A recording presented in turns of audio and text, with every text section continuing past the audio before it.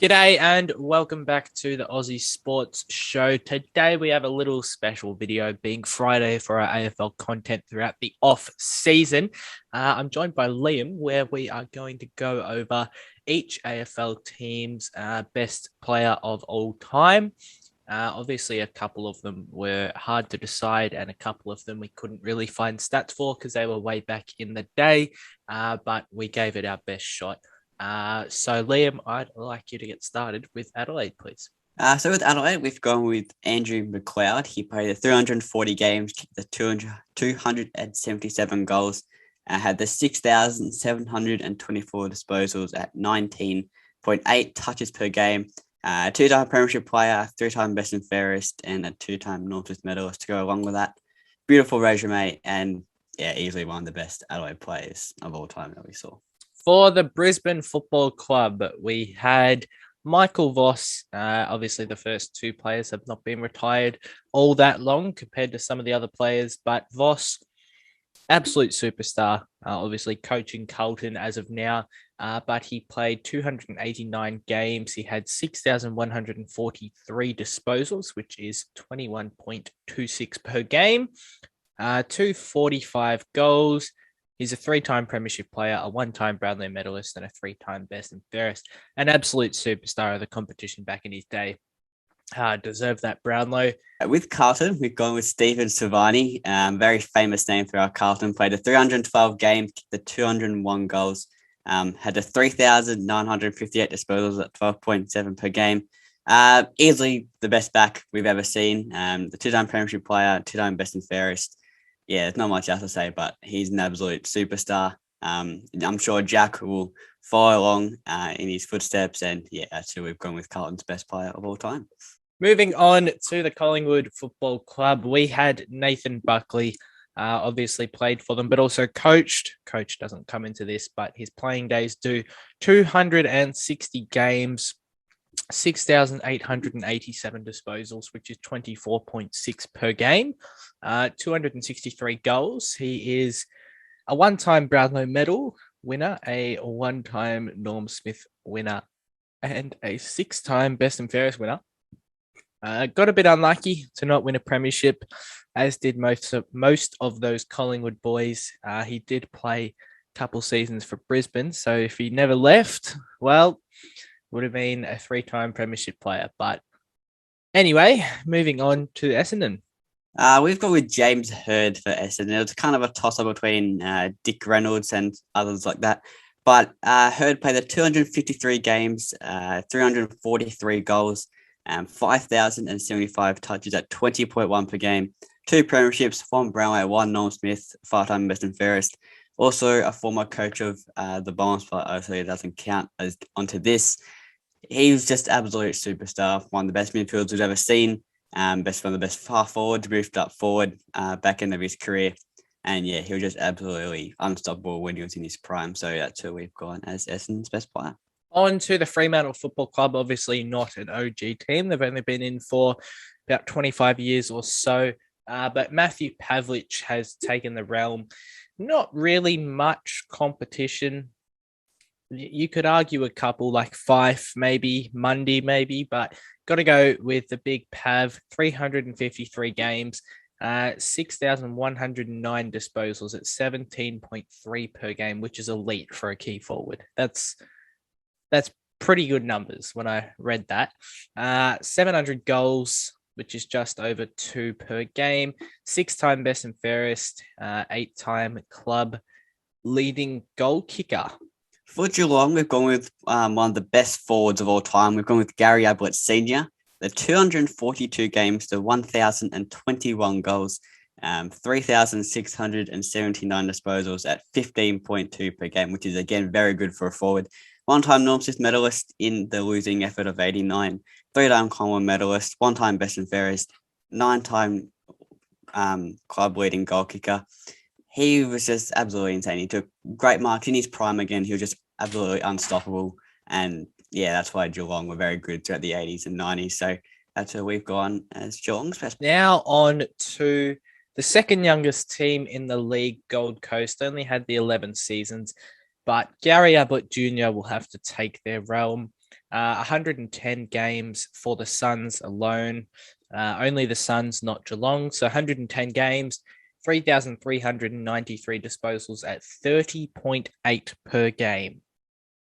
Right in the prime of his career. 124 goals as well. At Gold Coast, he was a one-time Brownlow medalist, four-time best and fairest winner, and a two-time leading goal kicker for a midfielder is not too shabby at all. On to the Giants. We'll go with the player who's still playing, Toby Green. He's played 176 games, 3,833 disposals at 21.8 per game, 228 goals, one-time best and fairest, and a two-time leading goal kicker.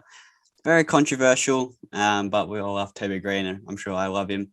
And yeah, there's not many people we could go with for the Giants, but for playing at their club, we're going with Toby Green as he's been there all his life, and yeah, he's absolute superstar of the competition to this day.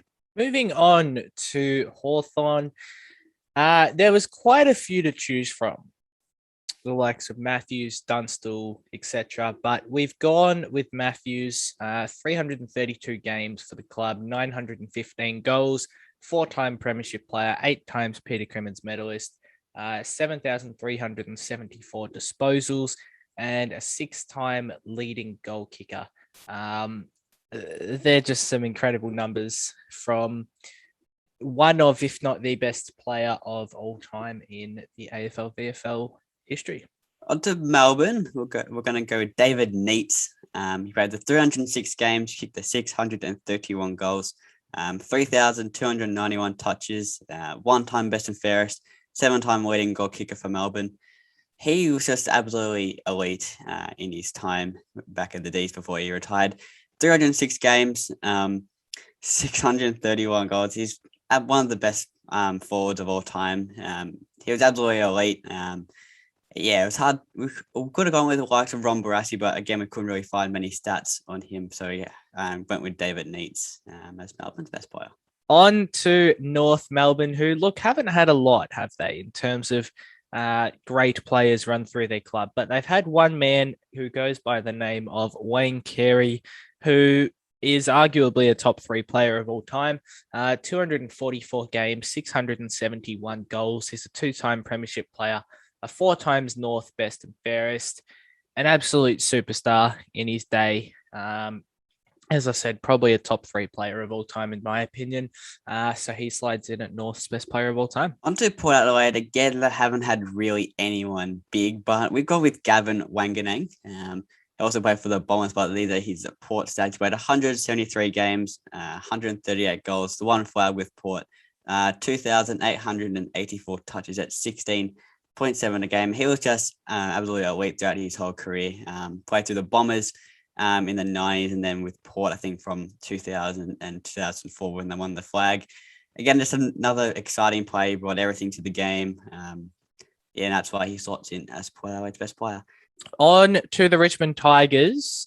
We have not really anyone to challenge him. There has been a lot of many A-grade players, but Kevin Bartlett was an A-plus grade player.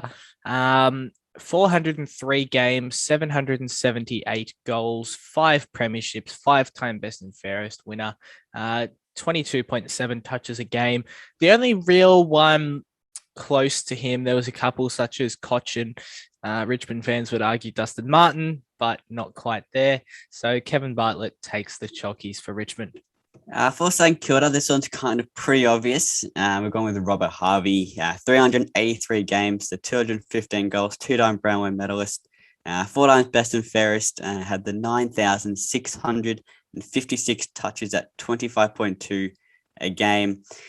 He just did everything. Unlucky to win a premiership. I believe he's the leading disposal getter of all time too.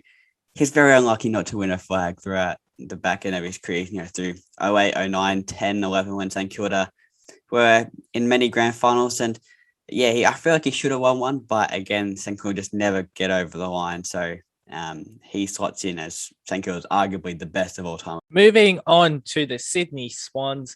We're going to go with Bob Skilton, a little bit before our time, just a little bit before most people's time, but 237 games, 412 goals, 3-time Brownlow medalist, and a 9-time best and fairest winner. 9 times best and fairest in itself is absurd. I think he's one of 4 players, I think, in history to win 3 Brownlows. So yeah, he sounds like he was a very, very good player back in his time. So he slots in at the Sydney Swans position. We've got one with a little bit of controversy throughout his career, the back end especially, but for West Coast, we've gone with Ben Cousins, the 238 games, 205 goals, 1-time premiership, 1-time Brownlow, 4 times best and fairest, 6,093 touches at 22.6 a game. You could argue with Chris Judd, but again, most of his time was with Carlton's, and as we said, we're going off just their time at West Coast. And Cousins also there, but I think 2 years when he played with Richmond, but he didn't get many games there. And his Brownlow year in 2005, I believe, was absolutely exceptional. If you look back at the highlights, he was unstoppable. And yeah, as we said, he ruined his career, you could say, through all the drug scandals he's been with, but no doubt before then he was one of the greatest players in the league, and that's why he tops West Coast best player of all time. Moving on to the Western Bulldogs, we have AFL legend EJ Whitton. Not much competition behind him, was there? There wasn't a lot to compare him with, but 321 games, 360 goals, a 5-time best and fairest winner, a 4-time Footscray at the time, leading goal kicker. Just an absolute superstar for the whole league. Everyone admired him. And yeah, EJ Whitton takes the dog spot. That wraps up the video with all 18 teams covered. Let us know if you would replace anyone or who was unlucky to miss out on all 18 teams' best player of all time. And we will catch you next week. See ya.